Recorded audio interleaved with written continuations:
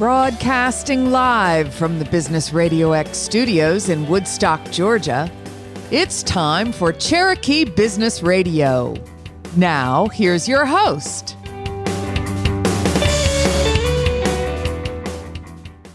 Good morning and welcome back to Cherokee Business Radio. This is Joshua Kornitsky, professional EOS implementer and host of Cherokee Business Radio. We've got a wonderful group of guests here today. I want to start by welcoming him in and saying good morning to Jesslyn Rollins, the CEO of Biolyte. Good morning, Jesslyn. How are you? Good morning. I am so thrilled to be here. Thank you so much for having me. Thank you so much for being here. You and I had the opportunity to meet at a couple of other networking events and when you spoke at the Marietta Business Association, and I was really struck by your story and the story of Biolyte. Would you mind sharing that with folks? Yeah, I'd be honored. So Biolyte is my family's company. So a few years ago, my mom was diagnosed with breast cancer. And when she was going through her chemo treatments, she was very sick and very dehydrated to the point where she couldn't keep up with chemo without getting IVs. So my dad is a board-certified anesthesiologist and pain specialist. Oh, wow.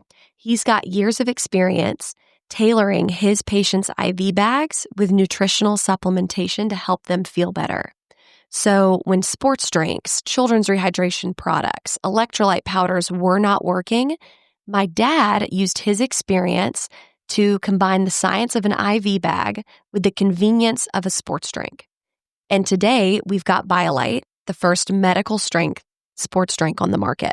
That's just incredible. And it's here local in Georgia. Oh, yeah. It's literally down the road in Marietta. That's fantastic. Most important question, how is your mom? Phenomenal question. Mom is doing amazing, and she gets to have the best job in the world, which is being a grandmother to all of her 4 grandchildren and one on the way. That's fantastic. Congratulations to your family. And most important, congratulations to your mom.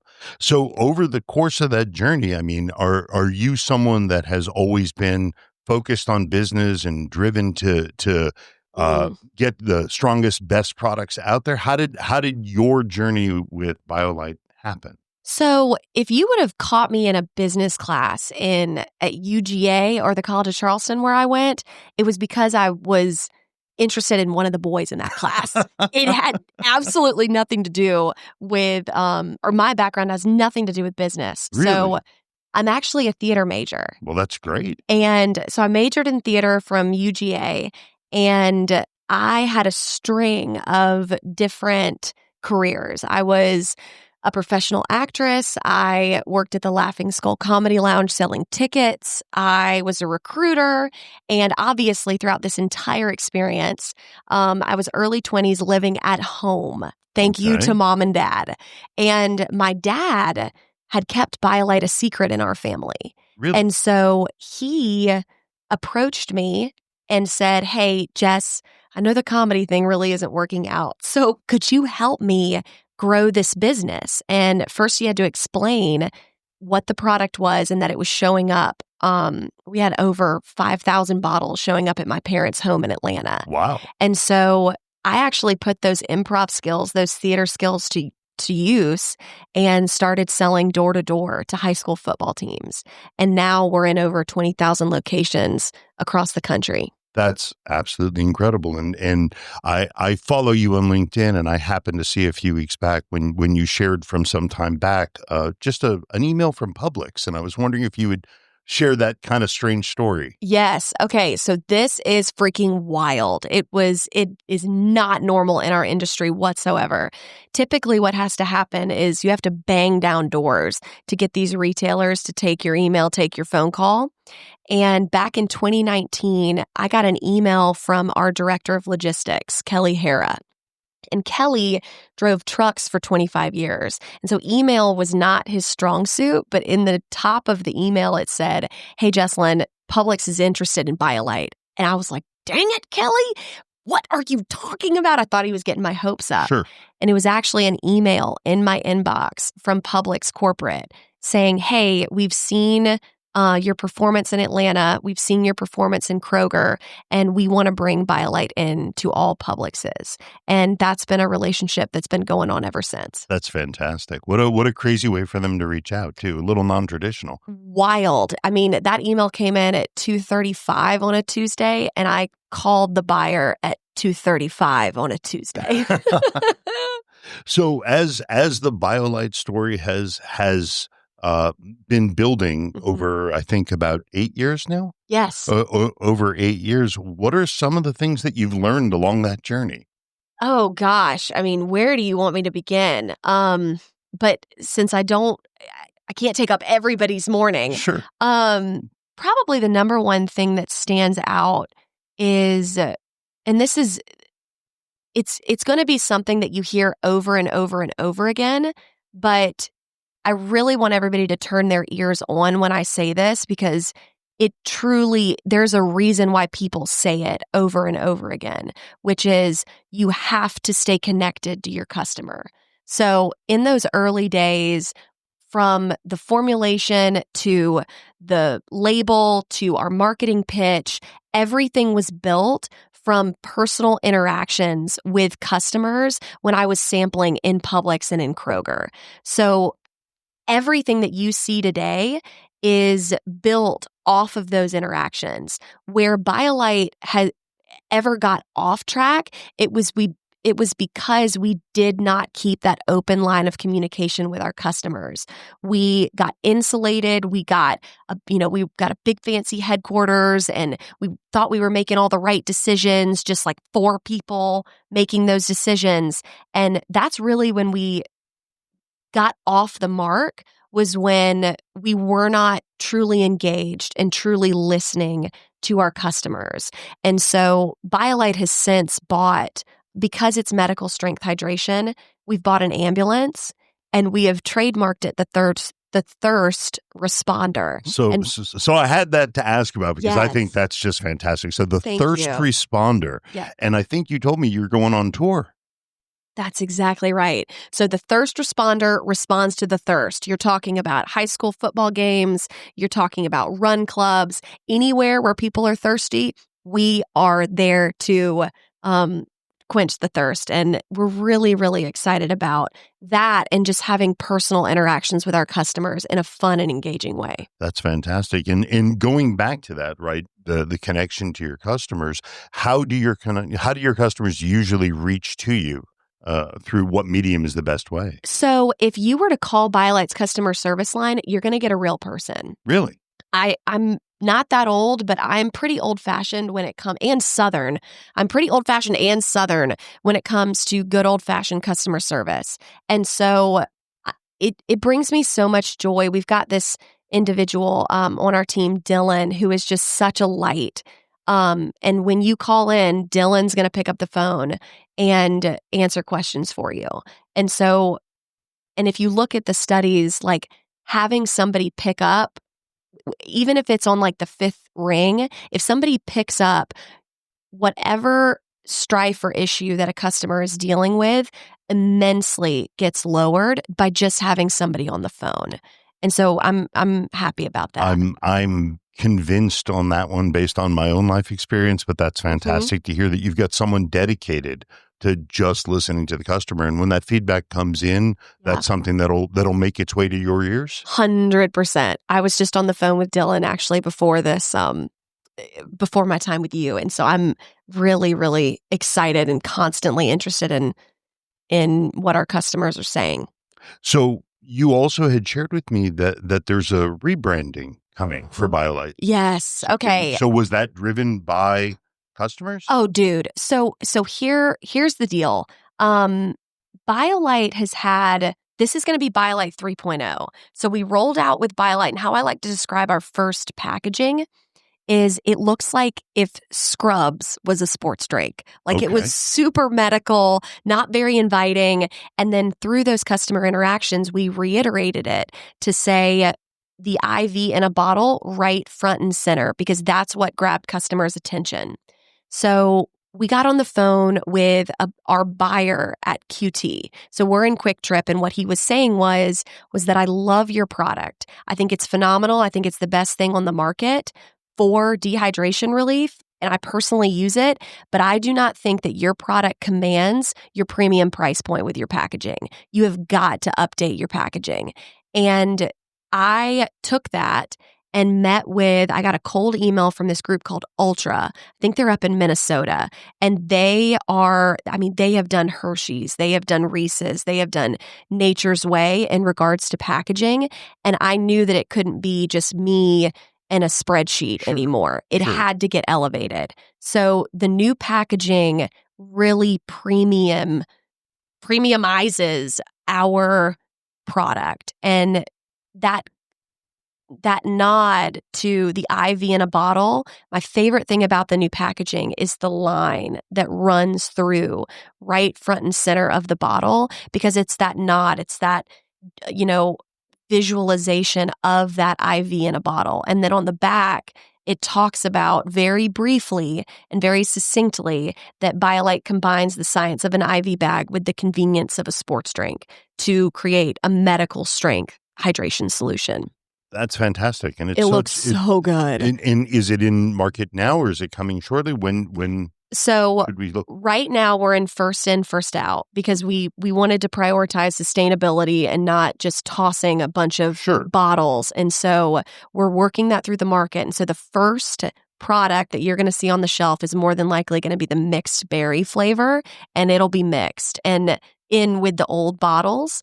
And really, it's the way that Ultra and I have described it is it's not a revolution, it's an evolution. So you're not going to be confused on what is what. You're going to know that it's a natural evolution of our brand. That's fantastic. So it's already starting to arrive in market. That's exactly right. I was packing boxes yesterday, and some of the boxes that we were doing had a mix of the old product and the new product. And we were like, hey, still a great product, still the same thing, but it's going to be a mix for now. That's awesome. And you're obviously a very hands-on CEO, right? You're in there packing boxes. Oh, absolutely. Yeah, that's how we got started, and that's how we're going to grow. So where can people find, going back to the thirst responder, because I just love the name, where can people, is there a way to follow it on social? How will I know where it will be, or is it just sort of a pop-up surprise right now? So that is a great question, and that is something that we probably need to do a better job of, because right now it's very much like the thirst responder went here, and then it was there, and then it was there. It's very like past tense, where we probably need to bring it forefront and center and focus on the future of like, where would you like to see it?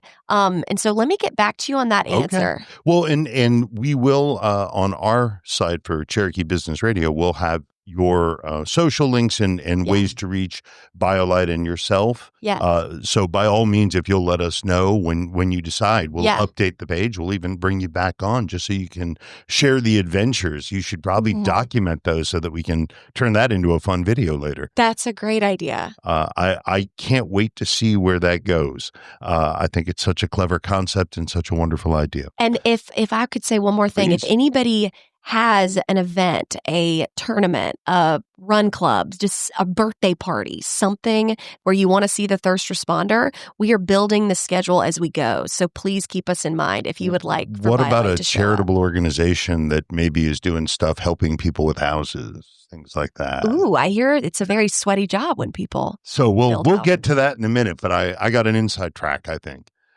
So I do want to turn just a little bit more serious for just a moment, because this is something that matters a great deal to both of us, I think. And we had talked about as you were evolving with Biolyte and as Biolyte itself was evolving, we talked about sort of your approach with getting advice. Yes. And if you would share, I really liked your outlook around how you take advice or how you solicit advice.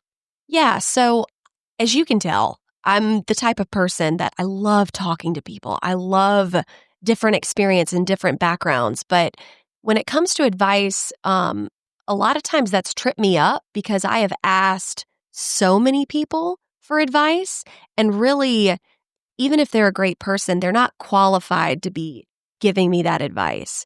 And there's a quote that I want to turn to of like, never ask a person for directions if they've never left their house.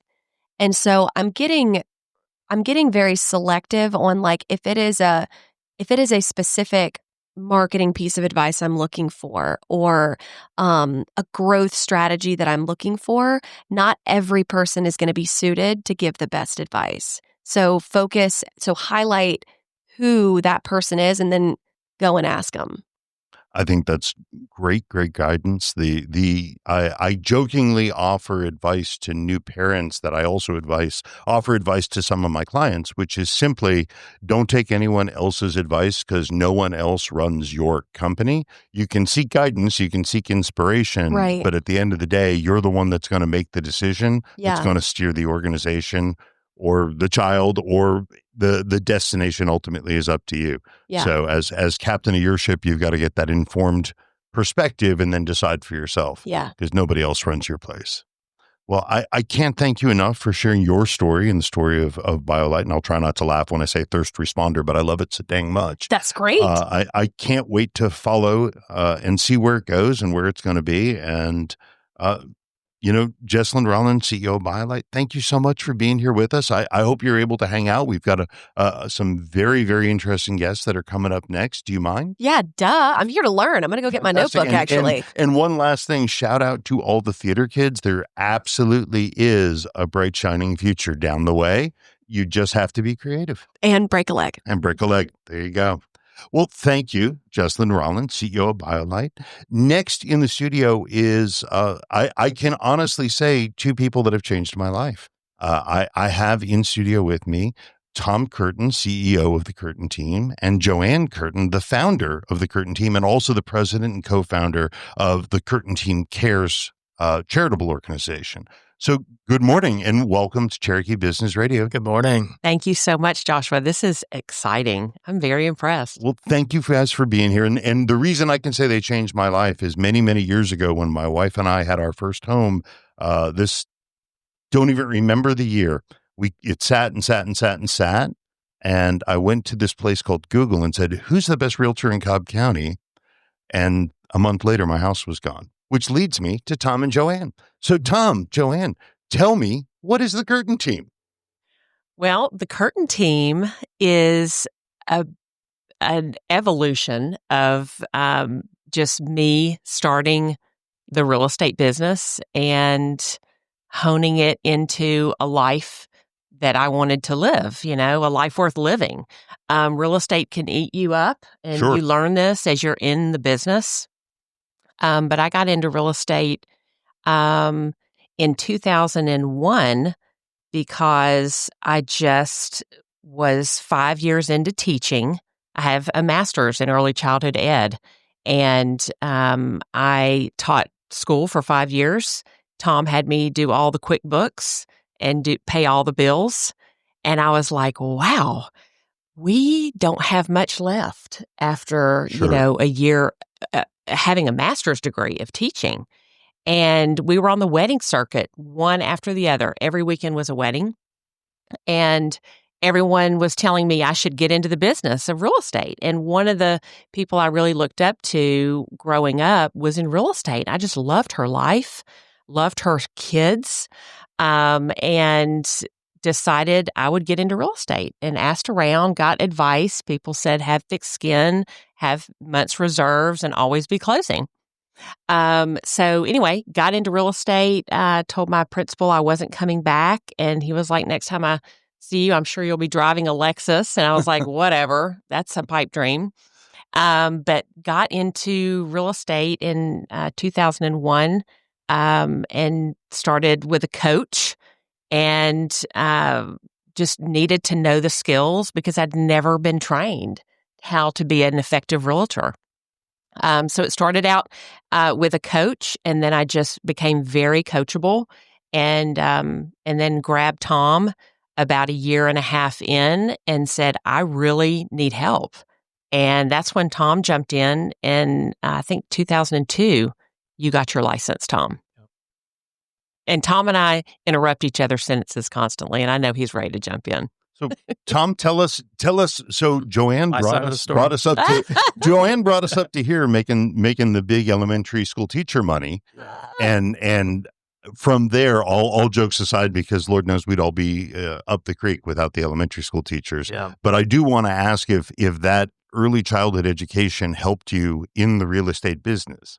Well, yeah, I mean, it was, it's definitely I love teaching. I mean, I love to teach, and I know what instruction should look like, and I have influence. And I don't care what anybody tells you, but the best teachers out there have influence. How else can you get kids to learn during a school day unless you have influence? So influence is really, I think, what teachers have. So That's great. So I'm sorry, Tom, I cut you off, not Joanne. Oh, that's all right. So I wanted to hear your side of the story. So the funny thing I always joke about is I was telling Joanne to get into real estate, but she had to hear it from somebody else, of course. That's how it works, right, with husband and wife. So anyway, I was in the corporate world. Okay. And worked for a large corporation that was getting acquired. And part of that acquisition was they laid off a lot of folks in the regional offices, which I was in an Atlanta regional office. My intent, because at that time, Joanne had not yet even had a closing, right? I mean, she was brand new in the business, Right. Was to just go back into the corporate world and keep that, quote, steady income, secure income. Well, about a week after that layoff happened was when 9/11 happened. And so all of the interviews, everything I had lined up went out the window, and I started to look around and say, well, I need to figure something else out, like temporarily was always the idea. So I did briefly do mortgages, had an acquaintance that so we thought that would work well together. Sure. And then in the background, I was starting to help Joanne, like on the business side, like, oh, let me just do that. Let me do that. I could do that marketing thing. I could do this, that. And I was taking on a lot of pieces to where one day we looked up and I was like, I feel like we'd make a lot more money if I just went all in on this with you. And that's kind of how it started. So we always had that sort of division of labor, right? Where I was like the back end guy and Clear accountabilities. We call that clear accountability. So it was like, you go keep doing what you're doing and I'll clean up all these messes on the back side, right? Was how we started. So and the team's been successful. It's grown and grown. And that leads me to the question is it grew beyond Tom and Joanne and you actually did start a team. Why did you start a team? Well, so I mentioned the coach earlier, Right. and I'm a coachable person. I think that's why I love education so much. And every coach I ever had, and I'm a maximizer, like that's my strength finder. If anybody does strength finding, that's one of my high ones, activators and other. So I like to create the chaos. That's why Tom, cleans it up. But the coaches have always helped me find where I can maximize time, money, talent. And I would just write all those down on a piece of paper. And then on the other side was everything I was terrible at, right? Or that wasn't working. And I would pull the paper off, rip the paper in half and create a new job with that piece of paper. And that first rip was Tom's role when he came on board, because I didn't know what all of these things were in inspections. And so Tom did all of my inspections. And in the real estate world, everybody was like, I need a Tom, because we have to deal with inspections. Nobody likes that. Sure. So that was kind of the first rip. And then we created a lot of momentum with just that one leverage piece. And then every year the team was created because now Tom had to maximize. Now we're both in coaching. And the papers keep getting ripped, and then the team has to grow to actually service clients well, or else you're not even maximizing what you could be doing for your clients. 100%. And Tom, you and I had talked previously to some level, and I know how important the leadership aspect of it is to you and that coaching and that shaping of your team. So can you speak a little bit about that and how you work the internal mechanism to keep it running? Yeah. So, I mean, a couple of things I'll say. I think, like Joanne said, we've always tried to fulfill our strengths, right, and work on our strength. And we have different skill sets. So I'm achiever on the strength finders. Joanne's number one is activator. So those two work well together. Yeah. As you know. There's a book called Rocket Fuel. If you I'm haven't very read familiar with that, it. that's actually our marriage. Okay. Yeah. Or that was building our business. So, with that, there's certain things that I can do that I have more patience or tolerance for. So the one-on-one kind of coaching of the agents, and Joanne loves to teach, but to a certain extent, right? Like she's gonna teach, but not necessarily do the one-on-one coaching, right? So that was something that I stepped into. I think also from a leadership standpoint, just the hiring, right, and kind of the systems and creating the job roles that we've created over time. Really the business building side of it has always been like my side of it, right? Sure. Joanne's super great at sales, high energy. People love to follow her, including myself, right? And I love challenges, so I would kind of run towards a challenge. But Tom naturally is like a supporter, like that supportive patience. Right. So it was always like, in the beginning, it was to be successful, right? Sure. And like, let me help her do that. And then at some point, she didn't want to be the one going out on her and doing the sales side of it. And we had to figure that out. And that was, part of what I had to figure out was like, okay, how do we keep the business going when Joanne's not the one sitting at the kitchen table anymore? Well, and that leads to a great question, which is, what happens? How do you prepare for a future where Tom and Joanne maybe aren't at every kitchen table? Mm-hmm. Well, because I think we're probably there already. Well, you can't shortchange it because I tried. I tried a lot. There's no shortcuts? Is that what you're saying? I had babies. I mean, I don't know how we did it, Tom. We did it, but wow. You just can't shortchange it. And I did try. So at the end of the day, you cannot expect a client to trust someone that you do not trust. And you have to genuinely say, this person in your home with me right now is better than I am at this. I know because I've trained them and they've done more of this than I actually have. So until you really believe that that person is going to be better at whatever it is that you are, then you don't have the right to be leveraging them. And like I said, I tried that, but then it always came back and then I had to finish it up. It always came back to me. So I got my job back. And the minute you get your job back, you've taken their resignation. I mean, they have to go. Sure. Because they can't. They just don't have the trust. Tom? Yeah, I mean, I think too, just with that growth, it's been painful in some cases because we do lose people, right? There's turnover. It's natural. You have to deal with that. And you have to be willing to, go through it multiple times. And in our case, it took probably going through that 2 or 3 times to find kind of the right mix of having Joanne being able to step out confidently and not get pulled back in. I feel like we're there now. But, it took a little bit. Well, it makes sense. You've got to kind of iterate till you get there. But earlier Jesslyn said something that I happen to know is a hot spot for both of you in a very positive way. Jesslyn, you had mentioned how important it is to be connected to your customers.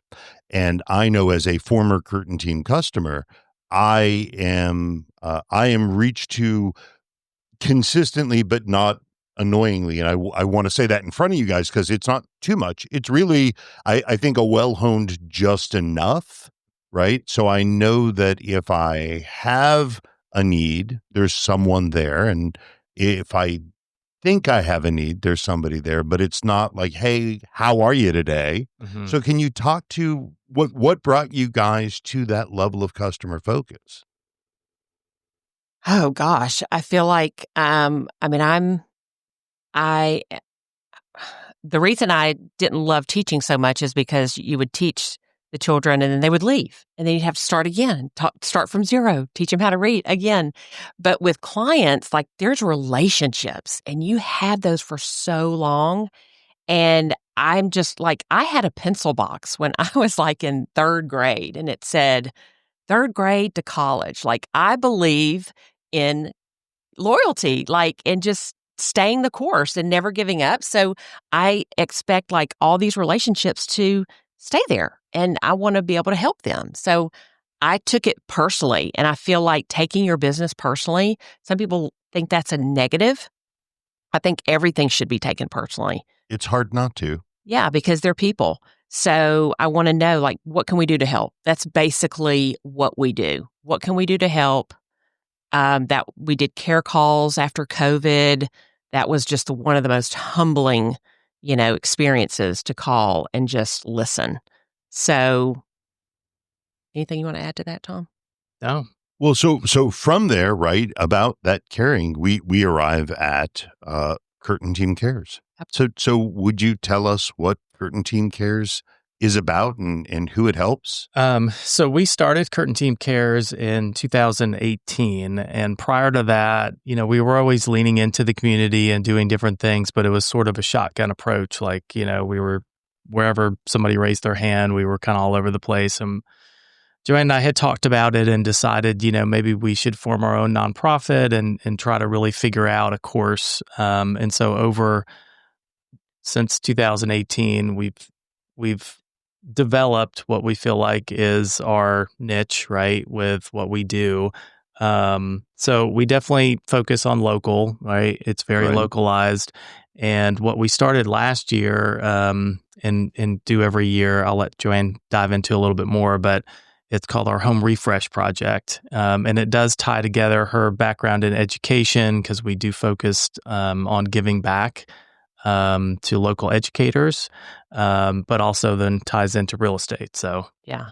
Well, and when I look back, 2018 was a dark time in real estate. I mean, it was just apparently it was a great reset when you look back, but at the time it just felt very hard, and there was a lot of change going on, and that's when the nonprofit started. And I feel like that was the natural place for a helper to go when sometimes you were helping in your business, but nobody appreciated it. Everybody was beating you down.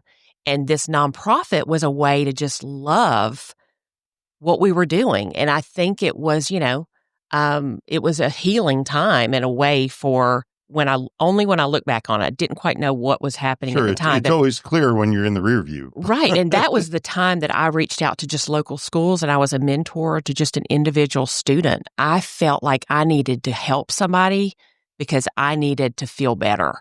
And that was just a natural, I was doing it just with one student. And then we found out our business was trying to create this within multiple ways to help teachers. So the Home Refresh Project, we were really inspired by an agent in Boise, Idaho that does this in her hometown. And we did a Zoom call with her, with our team, with our board, with our team actually, and then shared it with our board. But the Home Refresh it's tied into, for us, local educators and staff members in our Roswell area school district. Okay. And anyone can nominate themselves.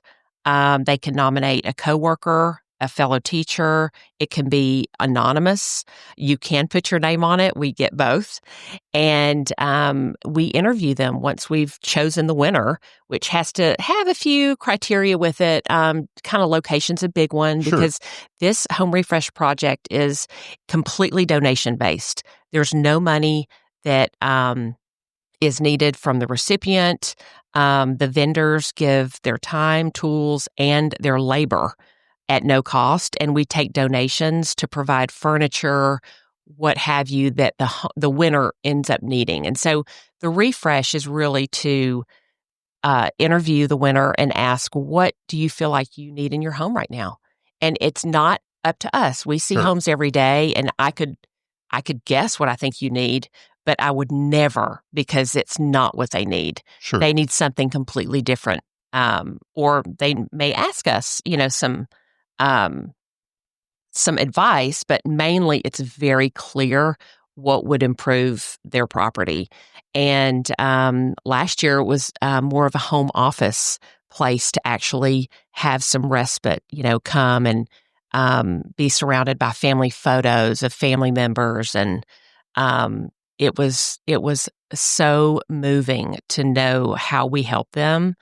And one of the participants and volunteers knew the backstory of the family and how to specifically help in ways that we never did. So if someone has a relationship to the recipient, that really brings some intel to level up the experience that we provide. And if an existing, so you had shared, Tom, that you leverage your existing vendors that you work with now. Yeah. So they, we lean into depending on what they need. And this last one, was a lot of painting, interior, exterior, needed some things fixed. We had to put in a new sidewalk.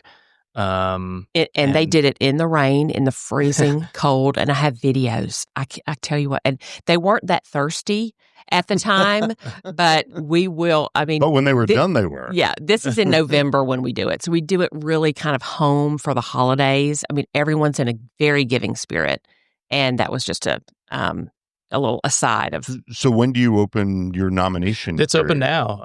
So yeah, we're receiving nominations now. With our goal is August 1st. August 1st. We'll choose, the project. And the way that the word gets out, I go to Pure Barre, and my Pure Barre always ends the workout with reminding everyone to make nominations or donate if they choose. And but that's only because one of our board members asked them to put out the QR codes for donation. But the way it's run is we have liaisons on the board, and someone is a liaison for each school, and they communicate directly with the principal. And we do throughout the year, whether we need to fund a field trip or a sleepover, a slumber sleepover field trip that the 5th grade has just recently done. But then they put it in their newsletter and put out in their teachers, I call it the tornado room. And, they're the ones that share the message. And then we take donations directly. They email us directly with their nomination form. Well, and that brings up a great point, right? If someone does want to donate, or if someone is in the contractor space and wants to offer their time, what's the best way for them to get a hold of you to reach out if they want to send money or donate time? Yeah, I mean, we've got all the details there in the forms on our website, curtainteamcares.org. Okay, perfect. Is the website. So that's just fantastic what you're doing with Curtain Teams Care. And as we wind down, there was one other thing that I had really wanted to ask about, and I want to tie it into a question and simply say, what's next for the Curtain team? And I know that you talked about, Tom, investing in real estate. Mm-hmm. I wanted to give you a chance to share what you're doing there. Yeah. I mean, that's really was kind of the start of it. Joanne read the book Rich Dad Poor Dad when she was still teaching, and that led her to say, something's got to change. We have to build wealth for real estate. So when we originally got into real estate, we've always looked at it through the lens of investing. And over the years, as we've done our own personal investing, we have taught clients. have taught classes on this. We've helped a lot of clients take that first step into investing in real estate. I think everybody should own at least one investment property. And so, for us, we personally built a real estate portfolio that really will allow us to step back, from the real estate sales if and when we choose to. Mm-hmm. Sure. And I gather that even now, regardless of the economic times, real estate's sort of one of those things that doesn't go away. No. Oh, even more. I mean, this market, if anything, should have showed people why they should have invested in what was inflating. Hello, it's all about the property. I need a time machine. Yeah, and it'll make a big difference. It's for not going everybody backwards. here. It's not going backwards. Yeah, no, it rarely 100%. does. Yeah. Well, Tom, Joanne, thank you guys so much from the Curtain team for sharing your insight. And as mentioned earlier, we'll have all of the appropriate contact information for the Curtain team, for Curtain Team Cares, with phone numbers and emails on our site. But if you'll go ahead and give us your website so that we can get people to you. Yeah, it's just curtainteam.com. So CURTINTEAM.com. That's fantastic. And I see I misspelled it here on my paper, but nobody sees that but me. Right. Well, I apologize for the misspelling. I found out a few weeks ago I had a guest on who I'd known for 2 years, and I'd been saying his last name wrong the entire time. So we all live and learn, but thank you for your graciousness. Thank you guys for sharing your incredible story. I really appreciate it. Thank you. Thanks for having us. If you're able to, please stay. We have one more guest, and I'm so excited to have him. So Josh Monroe. Josh Monroe is a financial advisor that works with the loved ones of special needs folks from the organization Corient. And I have to, before I even let you say anything, the first day that I began my new life as an EOS implementer, I had to get out of my comfort zone and walk into 3 or 4 networking meetings the first day. The very first human being I met on the very first day at the Kennesaw Business Association was Josh Monroe. Josh, tell us about yourself. Yeah, well, thank you, Joshua. I'm so excited to be here, and just such wonderful stories that we've heard this morning. So I've been in the financial planning business for about 15 years now, and a few years ago, really started honing my focus on serving families that have loved ones with special needs, most often children. Typically, middle school and high school years is when parents reach out to me and we start that planning. So I have done planning for years for families, normally focused on retirement or helping send kids to school, and now get to help families prepare their children with special needs for a lifetime of support and just stability. It's incredible work that you do. If I can ask you to help those of us who don't live in that universe to understand, what are some of the unique financial needs and the planning needs for these families? Absolutely. So I mentioned retirement and education planning. Those priorities still exist for families that have a child with special needs, but very often there's a reality that that child may never be financially independent. So that adds a huge additional responsibility for mom and dad. They'd like to be able to retire, but now they've also got to make sure their child can be supported for their whole life. And what we're seeing with a lot of advanced treatment and medical care, a lot of these kids are living full life expectancies. Which is wonderful, obviously. Absolutely wonderful. But that means there could be a time when mom and dad aren't here anymore, but they want to make sure that there's still resources and someone watching out for their child. So we also move into government benefits. There's some great government benefits. A lot of them are outdated and grossly in need of some updating for inflation. But a lot of people don't even know what's available or what their child might qualify for. So there's some education around that. And then very importantly, how assets are left for an individual with special needs. Special needs trusts are really important for several reasons. One, it can protect the child from being taken advantage of by someone else. Sure. Maybe the child doesn't really have the ability to manage their money on their own. So it's placing a conservator or somebody in that role to oversee the money. And also, a lot of these government benefits have very low asset caps. So, for example, SSI, which is supplemental Social Security income, if you have more than $2,000 of cash, you now have too much money to qualify for that pretty modest benefit. Absurd.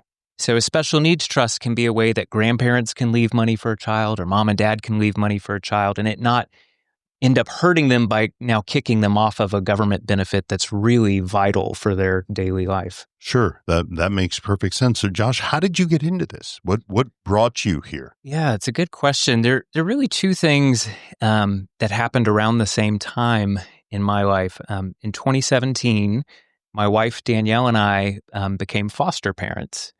And over the course of the years that we've had kids in our home, several of them have had some level of special needs. So we saw firsthand just the demand of juggling multiple therapy appointments and additional doctor's appointments. And it's a lot when children are in foster care, the state is paying for those, but it's still just a lot emotionally to manage. Absolutely. much less when you have the financial responsibility as well. And around the same time in my financial practice, I got introduced to a couple that had a 17-year-old son with special needs. And when we started talking, all of their questions were around what was going to happen for him next and what would happen to him if mom and dad weren't here. And I really wanted to be able to help them. And I didn't have all the answers. So I reached out to some other people that work in this space, did a lot of research. And as we solved some of those big problems together, I saw a emotional weight lifted from those parents' shoulders that I'd never seen before. Yes, planning for retirement can be impactful, but the mom told me for 17 years, I've been lying awake at night, worried about what's going to happen to our son. And now we have some of those answers. And that's when I knew this is the type of work I want to do. If I can make that difference for more families.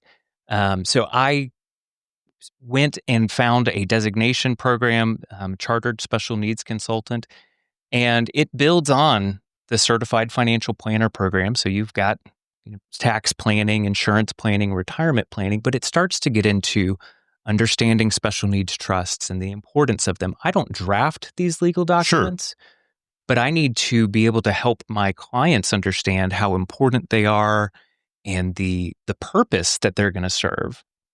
And then it also educated me on a lot of these government benefit programs like SSI that I mentioned, some other Medicaid and other waiver programs.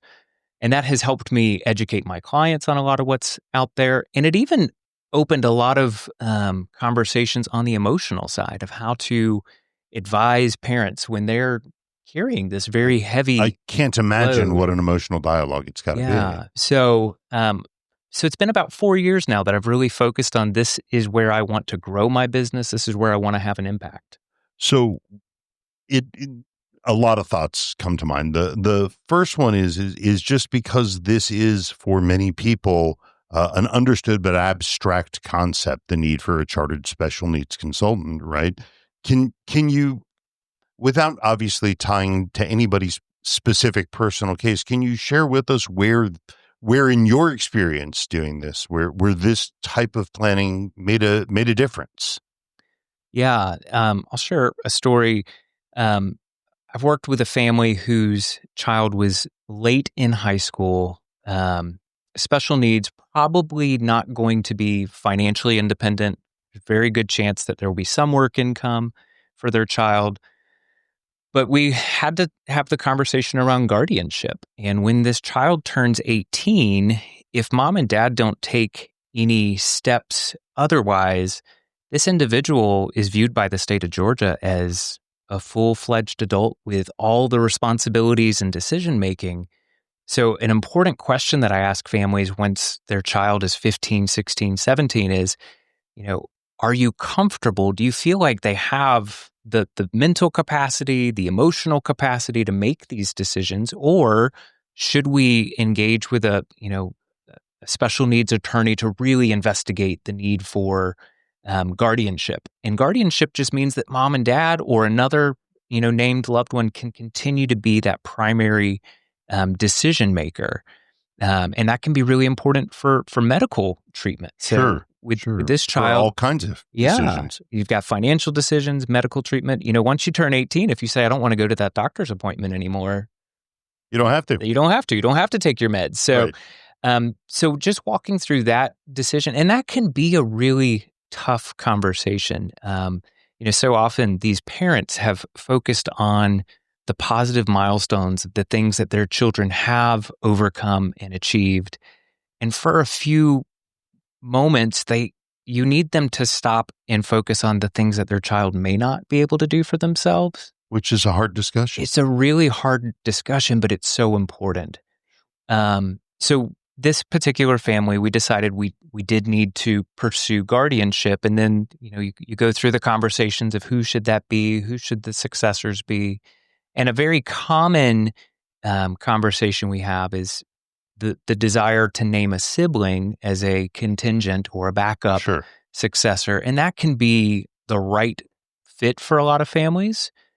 But if this sibling is 22 or 20. They're not any better equipped to handle it. Right. So also just helping families think through that. And, there are, professional trustees that can step into those roles. And there's a lot of different solutions there. But I think it's just helping families think a few steps ahead of where they may not have thought before, and then trying to help them make the right decision for their child. With all planning, we want to have flexibility, because our hope is that their child can be as independent as possible. So we don't want to put so many guardrails in that, well, now they can go get a job, but we're going to choose not to. No, we always are looking for more restrictions we can take off the plan and support their independence. So this family now, they've found a college program that is working for their child. And, we're just excited to see what the future holds. But we've walked through some of these big decisions. Milestones. Big milestones. Thank you. I think that puts it in context to help people sort of digest and understand it. So it leads me to my last two questions. And the first one may sound crass, but it's just reality, right? So do I have to be a millionaire in order to make this work? Because it seems like there must be a lot of financial challenge. Yeah, it's a great question. And no, you don't have to have $1 million or more to have a conversation with me, or even to do a lot of this planning. There are a lot of government resources that can actually be easier to qualify for when you have less assets. That's great. But there's still so much red tape and just navigating that's really important. And I've had the conversation with some families that more money doesn't always solve all the problems. Sure, One of the interesting things about Medicaid is they have some unique access to certain therapies or certain day camps that you can't get to on private pay. And that can be a humbling conversation for a mom and dad that have worked really hard to build up a lot of money, thinking that's going to solve all of their, at least financial trouble. And they still need to find ways to qualify their child for Medicaid. So I'm always happy to have a conversation with anybody. I really believe that when you help others, good things are going to happen. And I agree. I'm just so passionate about helping this population that if there's anything I can share that opens a new avenue or a new benefit that could help them, I'd always love to have that conversation. So that brings me to the last logical question for you, which is, what is the best time for a parent or a loved one connected to someone with special needs? When should they reach out? Should they wait till they're 15, 16 years old? In general, the earlier, the better. But the reality is, I've noticed the trend is in those early years, there's so much just understanding what the diagnosis is and getting all of those therapy appointments and the IEPs at school, that's really overwhelming. So I've found that middle school and early high school is most often when parents have just the mental bandwidth, the emotional bandwidth to start planning long-term and get a little bit more perspective than just making it day to day. So as their children start to reach those early teen years, middle school, I think that's a great time to engage. But like I said, the earlier the better. You can always do more planning. Sure. Well, Josh Monroe, certified financial planner, but chartered special needs consultant with Kornitsky. I can't thank you enough. How should people get in touch with you if they, and again, we'll have it on our website, but if you would share. Yeah, absolutely. You can reach out to me directly. My phone number is 404-857-1098, or you can email me at josh.monroe@corient.com. And Monroe is Monroe. That's right. Showing that I can spell some names correctly. And as my last name is Kornitsky, you'd think I'd pay more attention. My apologies to all. Josh, I can't thank you enough. So we're going to wrap up for today, but I want to thank all of my guests today. Jesslyn Rollins, CEO of Biolyte, Tom Curtin, Joanne Curtin of the Curtin team. Thank you both. And Josh Monroe, certified financial planner and chartered special needs consultant. I am humbled by what you've shared, but feel really, really positive to know that there's help out there for folks. So this has been another episode of Cherokee Business Radio. I can't thank you enough for tuning in, and I look forward to seeing you next time.